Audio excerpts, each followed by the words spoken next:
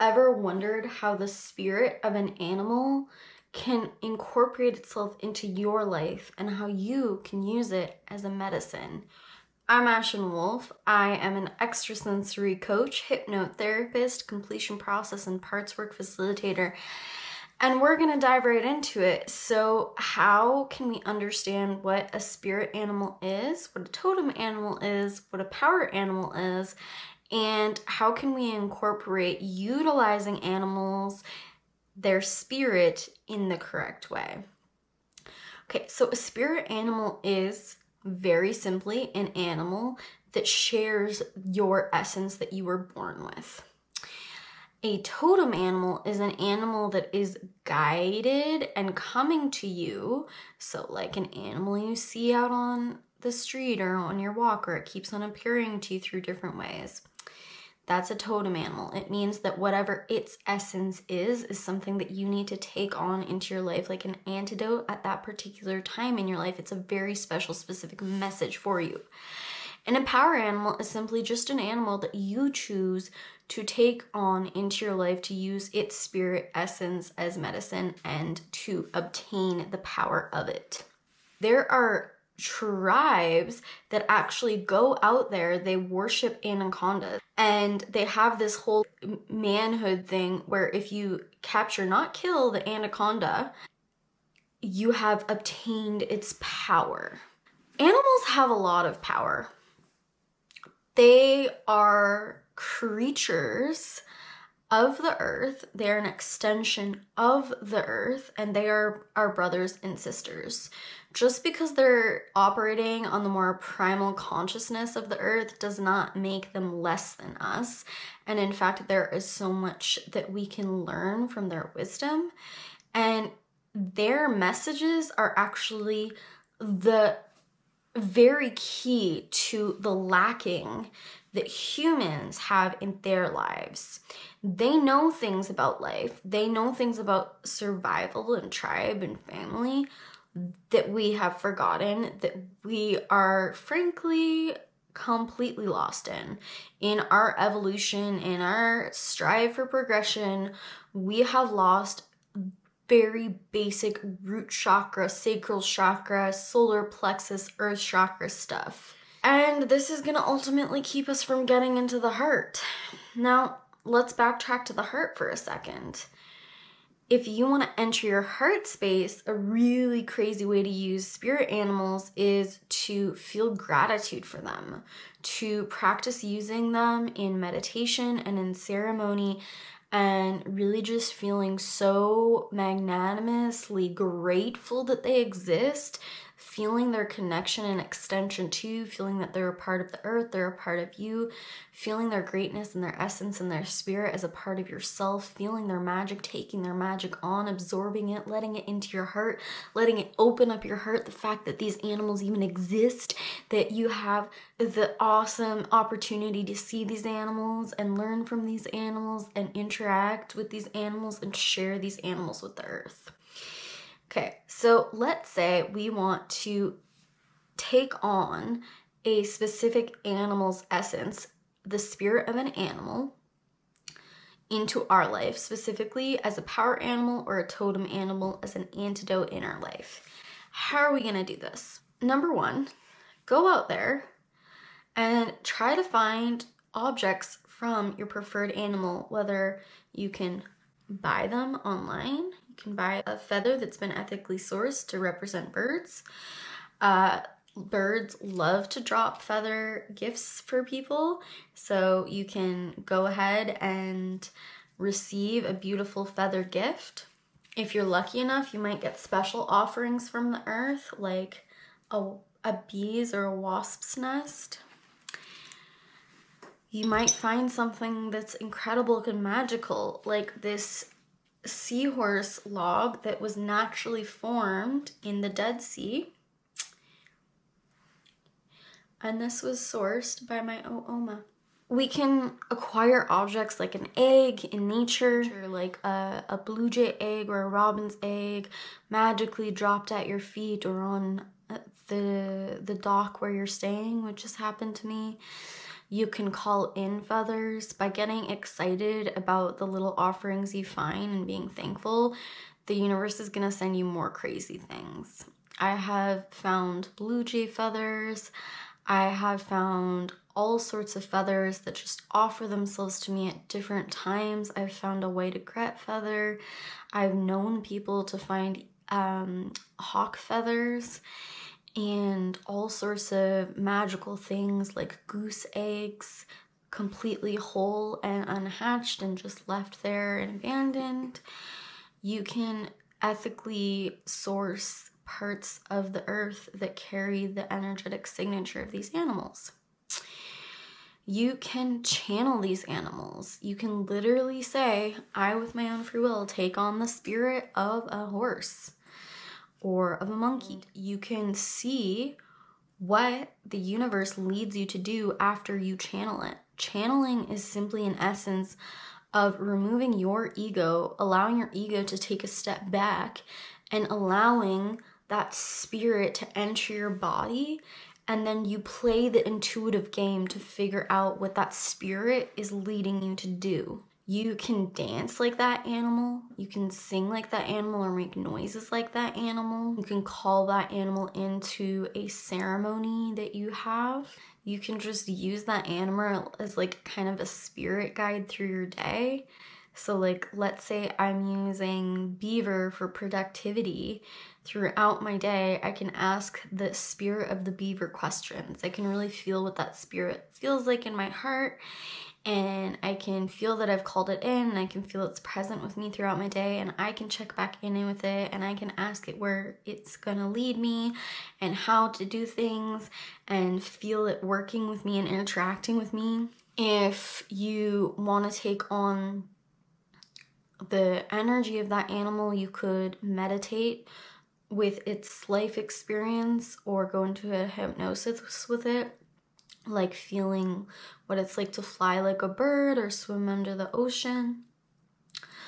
You could just do things that bring out the essence of that spirit animal. When a spirit animal gives you a message, like you see a beaver showing up in your life, I've had phases where bunnies just showed up everywhere, and every time I see a bunny, I think of abundance. I've seen times where muskrats were showing up on my lawn when I was swimming, in my friend's backyard, and it's just like, oh my god, can I stop seeing freaking muskrats, because I never see them and all of a sudden they're everywhere, right? And when I first went to go check the muskrat spirit animal reading online to see what would resonate with me about it, like my mind kind of thought of a beaver first, because in some of the situations I wasn't sure if it was a muskrat or a beaver.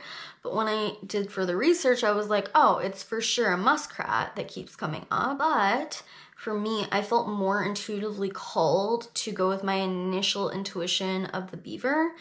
And the message was so important and powerful to me. The muskrat's message also had something really important for me. It was actually less impactful, but it also had something really important. So if you have any kind of those situations of not knowing what the animal was, just go with your intuition on which one you should check. Any kind of animal that you see in real life can have a message inherent for you, but go to the ones that you feel more like, wow, I saw that today. Because when you feel that way, it's usually more likely that that animal has a message for you, because you may see many animals showing themselves to you on a daily basis, or you might see many animals in a specific situation. Research the ones that call to you the very most. But when an animal consistently shows its face in your life, it's like the physical world, your physical life, is interacting with you from your higher self, from your spirit guides, from a very higher place to send you synchronicities. And the fact that that thing physically showed up in your external world and you didn't really have a lot to physically do with it in that moment can be a very powerful portal that when you read its message online and you resonate with it, you're gonna really kind of take it to voice more than even when a psychic would tell you. Or it's happening within your reality. You have proof that it happened. You didn't really have a lot of control over it. And it's this synchronistic message that just kind of opens up your internal in-between worlds kind of place and feelings, and gives you that direct kind of access to your spirit guides, what they want you to know at that time. It can feel like a lot of relief to receive that message, and a real smack in the face, because you really can't avoid that that's showing up in your reality, and then it's real, and then it's like, hey guy, take a look at this. Best advice for looking up spirit animal messages online is that you just look for one specific message or a couple specific messages for that animal that really stand out to you and hit home and go, oh yeah, that's why I'm receiving this animal's message right now. Because taking in all of the information about it can feel overwhelming, and a lot of it is not accurate to you personally or even accurate for that animal necessarily. So really just kind of use it with a grain of salt kind of attitude. I highly recommend watching documentaries that show you what these different animals live like in their real habitats, and just watching documentaries in general to learn about new animal spirits. Some really great ones are BBC or National Geo. They're my favorite. And you can access them on something called either Disney Plus or Discovery Channel. Once you've learned about that animal, let's say you're trying to channel a monkey, you can eat like a fruit, like a kiwi, whole without cutting it or skinning it in any way, and just eat it like an apple, because a monkey would do that in nature. It might be different fruit that it eats like that, but you could find fruit that looks and feels similar to their actual real food and eat it the way that they would eat it. Or you can actually figure out what their real food is and really go and eat that thing the way that they would eat it as well. You could make art with their natural habitat, and by drawing that spirit, you're bringing its essence in. You can make music with the vibration and essence of that animal.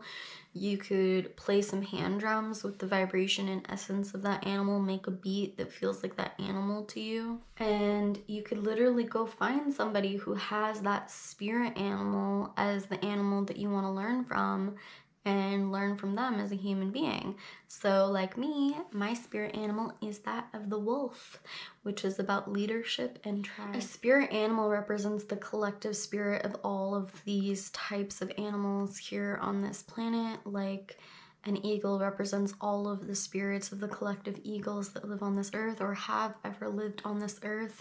And it has like that spirit animal, that collective spirit of these animals has its own soul, its own consciousness, its own vibration. I really love to work with bird spirits to really incorporate the idea of freedom and the connection to spirituality, and just feeling the interaction with flowing through the air, flying free above the mountains and sky, and having a bird's eye view, and just feeling yourself elated and completely being carried and held and just gliding through the air. Bees, I love to call in for power, bees and wasps.